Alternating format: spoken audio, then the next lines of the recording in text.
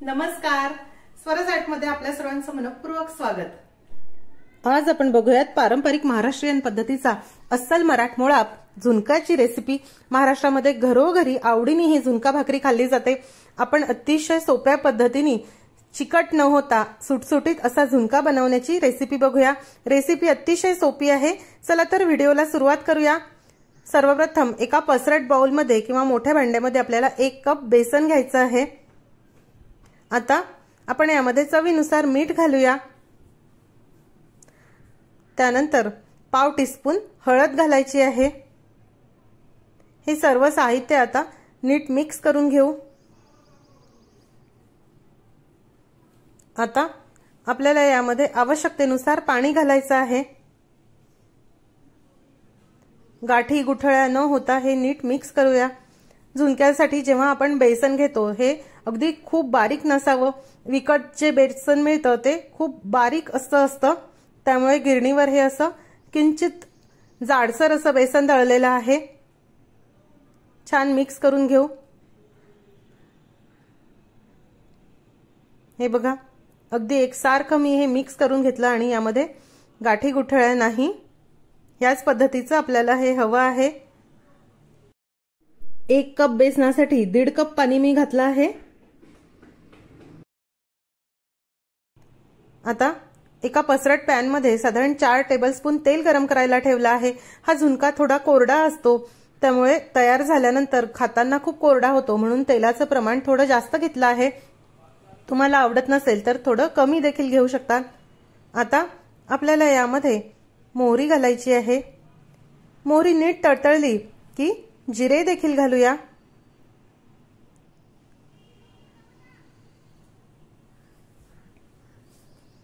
त्यानंतर यामध्ये चिमूटभर हिंग घालूया। आता यामध्ये आपल्याला 2 मोठ्या आकाराचे कांदे असे उभे उभे काप करून घालायचे आहे। झुणक्यामध्ये कांद्याचं प्रमाण जरा जास्त असतं। उन्हाळ्याच्या दिवसामध्ये हा झुणका खायला खूप मस्त लागतो। आणि चवीनुसार हिरवी मिरची घालूया। थोडी जास्तच हिरवी मिरची घातली आहे म्हणजे झणझणीत असा झुणका होतो। आणि त्यानंतर आपल्याला घालायची आहे लसूण पेस्ट। 1 टेबलस्पून इथे लसूण घातला आहे। लसूण असा जाडसर कुटून घेतला। आता हे सर्व साहित्य आपण छान परतून घेऊ।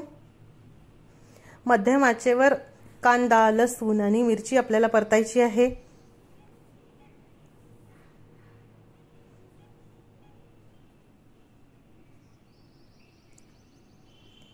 हे बघा, या प्रकारे आता हा कांदा मी छान असा सुटसुटीत करून घेतला आहे।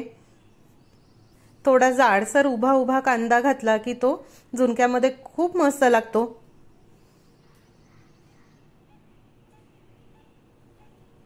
हे बघा, या पद्धतीने हलक्या तांबूस रंगावर आता हा कांदा, लसूण आणि मिरची मी परतून घेतली आहे। अगदी खूप लालसर देखील करायची नाही, झुणक्याची चव बदलते। आता यामध्ये 5 ते 6 कढीपत्त्याची पानं घालूया।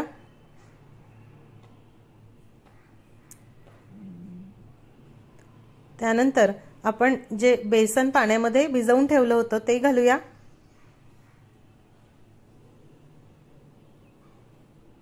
थोडं पाणी घालत आहे।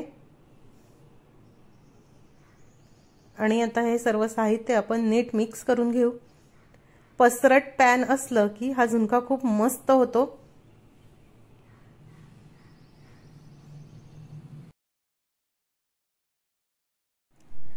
अगदी कमी वेळात झटपट होणारी ही रेसिपी आहे। शेतकरी तर शेतामध्ये आवर्जून हा झुणका घेऊन जातात। झुणका, भाकरी, कांदा अप्रतिम असं कॉम्बिनेशन आहे। पंचपक्वान्नाचं जेवण देखील यापुढे फिकं पडतं। हे बघा, हे सर्व मी छान मिक्स करून असं पॅन मध्ये पसरवून घेतलं। आता यावर झाकण ठेवू आणि मंद आचेवर 10 मिनिटांसाठी याला छान दणदणीत वाफ काढून घेऊया। मला अजूनही आठवते की आम्ही वनभोजनासाठी देखील हा झुणका बनवून घ्यायचो। खूप मस्त लागतो। बघा, मध्ये मध्ये याला झाकण काढून आपण असं पलटून घेऊ, साइड टर्न करून घेऊ, म्हणजे सर्व झुणका छान मोकळा होईल। झुणका अगदी कोरडा देखील करू नये। तुम्ही जर तो परततानाच खूप कोरडा केला तर तो गार झाल्यानंतर खाताना त्याचे घास अडकतात, त्यामुळे असा थोडा ओलसरच ठेवावा। हे बघा छान परतून झाला, मऊ आहे आणि तेवढाच सुटसुटीत देखील आहे।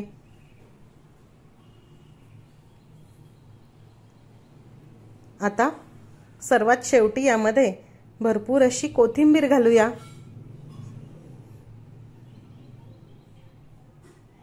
मिक्स करू।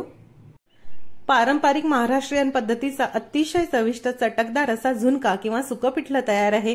तुम्ही हे पिठलं पोळी भाकरी बरोबर खाऊन बघा।